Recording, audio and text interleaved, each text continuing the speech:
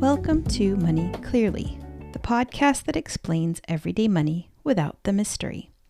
I'm Bridget Gale, and each week we break down the money questions that come up in real life, at work, at the bank, and at home, so you can understand what's actually happening with your money. Today, we're talking about irregular expenses and how sinking funds help your money handle time instead of chaos. How am I going to pay for gas this month?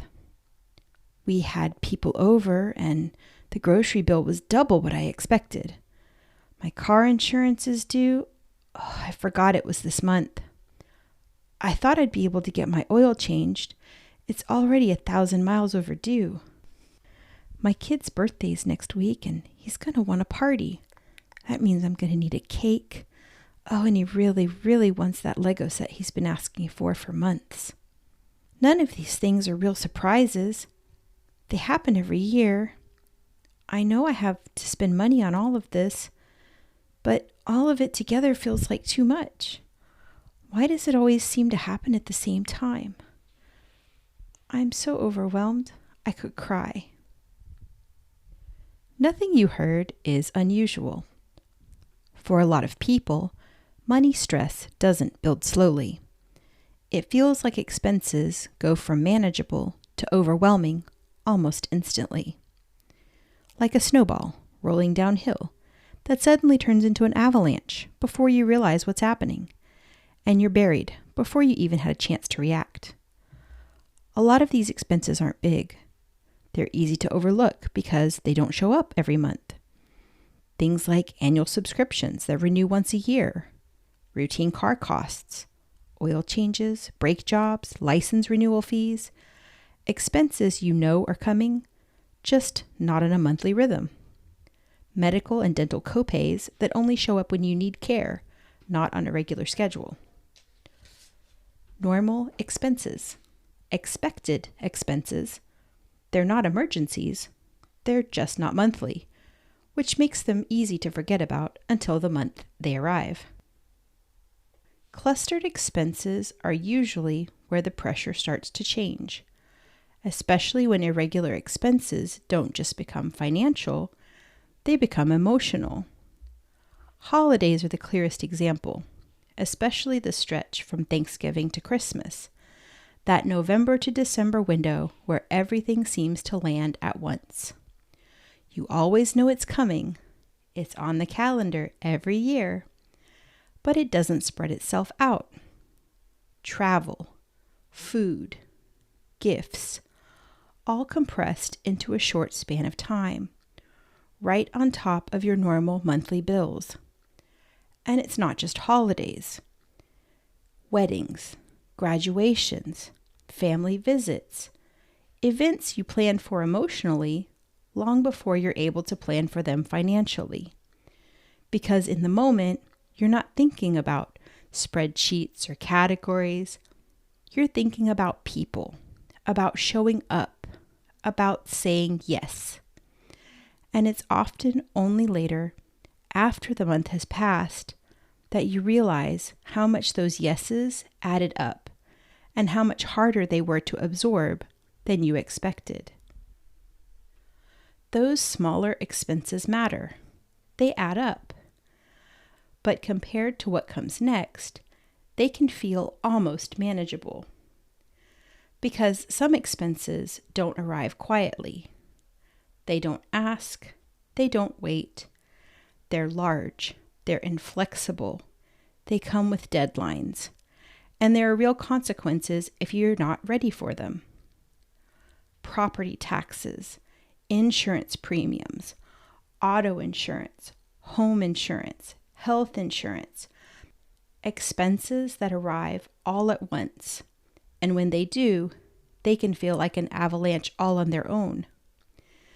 They don't care what else is happening that month. They don't wait until things feel calmer.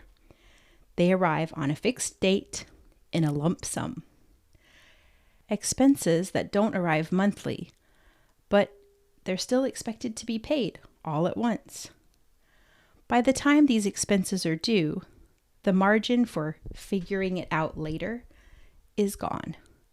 There is no flexibility, no spacing them out, and no quiet delay. This is often the moment where people feel like credit isn't a choice, it's the only option left. Not because they were careless, but because timing left them cornered. Even when you have an emergency fund, it's usually built to handle one disruption, not an avalanche stacked on top of your regular monthly expenses. In reality, this is how expenses usually play out. The most damaging expenses aren't always the biggest ones. A lot of the time, you can figure out how to absorb one. You can find a way to cover the insurance bill. Maybe you use a bonus to pay your property taxes. You move things around and you make it work. What sinks the ship is when those kinds of expenses don't arrive alone. It's when one shows up, and then another, and then another. Not a single hit, but a chain. Each expense makes sense on its own. Each one alone feels survivable. But together, they put pressure on the same moment, the same month, the same set of dollars. And that's when things start to crumble. Not because you did anything wrong, but because even strong systems aren't built to hold that much weight all at once. This is where sinking funds matter. Not as a budgeting trick, not as a discipline test, and not as a promise that nothing will ever feel tight again. Sinking funds are timing tools. They exist to acknowledge something simple and true. Some expenses don't happen every month, but they're still part of your life. Sinking funds don't prevent expenses. They don't require perfect predictions. They just give irregular costs somewhere to land before they all collide in the same moment. Sinking funds don't fix spending, they fix timing. They don't make expenses smaller, they make them less disruptive. Instead of asking your emergency fund, your credit card, and more importantly, your stress level, to absorb everything at once, they spread known costs out so they don't all demand attention in the same month. Here's the simplest way to start thinking about one. Take the irregular expenses you already know about: insurance, car costs, holiday, travel, medical, anything that isn't monthly. Estimate what they cost over a year. Close is fine, perfect doesn't matter. Then spread that number out over the 12 months of the year. That monthly amount is your target to set aside each month into your sinking fund. You don't have to hit the target exactly, but the closer you can get, the less those expenses feel like emergencies when they show up, and the less pressure there is to rely on credit just to absorb timing. That's also where sinking funds and emergency funds work together. Emergency funds are for surprises, things you couldn't see coming. Sinking funds are for known expenses, things you can see coming even if they don't happen often. When sinking funds handle the predictable costs, emergency funds stay available for actual emergencies. We begin to feel less overwhelmed by our money when we name the expenses we know are coming, understand why they're coming, and recognize whether they're worth paying for. Your money needs a way to handle time instead of always being at the mercy of it. Without a way to absorb time, money problems feel chaotic, like standing in a blizzard with no shelter, just hoping it passes. Preparation doesn't stop the storm, but it means you're not out in the open. You have a shelter to step into while the storm moves through. The storm still happens, but you're not being battered by it. That's what sinking funds do.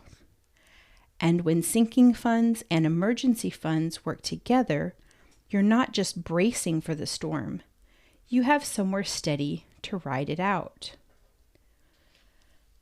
This week, think of one expense you know is coming someday, something irregular that would belong in a sinking fund. Then think of one expense that truly came out of nowhere, something you couldn't have predicted or planned for. This would be something you'd pay for from your emergency fund. Notice the difference. Thanks for listening to Money Clearly. And as always, hearing what's confusing helps me know what to cover in future episodes. In the next episode, we'll talk about cash flow smoothing, why money can feel stressful even when you're earning enough, and how timing, not discipline, is often the real problem. New episodes come out weekly, and until next time, take care of your money so it can take care of you.